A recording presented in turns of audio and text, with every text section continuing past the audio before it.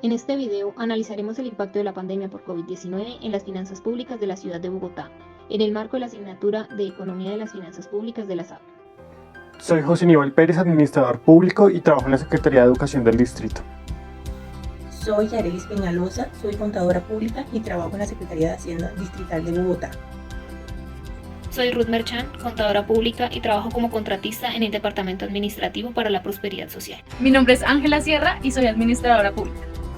Como la economía colombiana enfrentó uno de los choques más fuertes como consecuencia de la pandemia del COVID-19, hubo una recesión del 6,8% del PIB en comparación a 2019, en el cual se alcanzó una tasa de crecimiento del 3,3% según cifras de la CEPAL.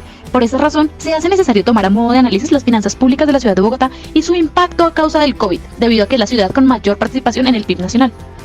A continuación mencionaremos los principales cambios en la economía colombiana. En primer lugar, encontramos la reducción de la carga impositiva empresarial, cuyo principal objetivo fue aportar liquidez para mitigar los daños colaterales como el despido masivo o el cese de actividades productivas. En segundo, se implementaron incentivos tributarios para la inversión y de esta forma promover la actividad económica. Entre ellos se encuentran las deducciones por impuesto a contratación de jóvenes y beneficios arancelarios para la importación o exportación. En tercer lugar, se promovieron subsidios económicos para garantizar los niveles de liquidez de las personas y que éstas pudiesen cubrir sus necesidades básicas a través de medidas como el ingreso solidario o la devolución del IVA. Para contribuir con la reactivación económica, en el Distrito Capital se establecieron una serie de apoyos y beneficios tributarios para los empresarios bogotanos, como la modificación al calendario tributario 2021, descuentos en el ICA, predial, incentivos para la formalización empresarial y programa de apoyo al empleo formal, PAEF. La economía colombiana resultó afectada por la pandemia de COVID-19, especialmente en el segundo trimestre de 2020. La principal causa de esta contracción fue la pandemia, que obligó a las autoridades nacionales y locales a tomar medidas para evitar la propagación del virus. Las actividades que más contribuyeron a la caída del Producto Interno Bruto en 2020 fueron comercio al por mayor y al por menor, reparación de vehículos automotores y motocicletas, transporte y almacenamiento, alojamiento y servicios de comida, que aportaron menos 3,4% a la variación del valor agregado total de Bogotá.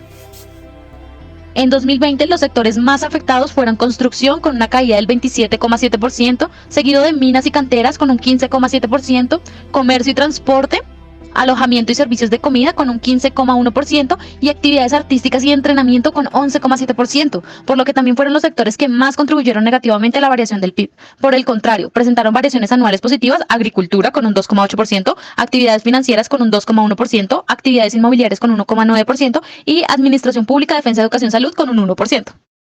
Respecto a los ingresos fiscales de la Administración Distrital al cierre de la vigencia 2020, los cuales ascendieron a 15,4 billones, es decir, el 5,9% del PIB, cifra que comparado con 2019 mostró una variación del 0,2% y una disminución real del 1,4%. Este comportamiento se debió a la disminución de los ingresos corrientes, especialmente a los no tributarios. Sin embargo, los ingresos corrientes de recaudo propio en la vigencia 2020 ascendieron a 9,5 billones, sin embargo, tuvo una disminución real de 652 mil millones percibido en 2020, representando una reducción de 6,4%, es decir, un 7,9% real. Los gastos fiscales de la Administración Central en la vigencia del 2020 ascendieron a 16,4 billones, es decir, 3,9% menos a lo comprometido en la vigencia del 2019, lo que representó una disminución real del 5,9%. Esta dinámica estuvo explicada por la disminución en los gastos de funcionamiento y la inversión en la vigencia.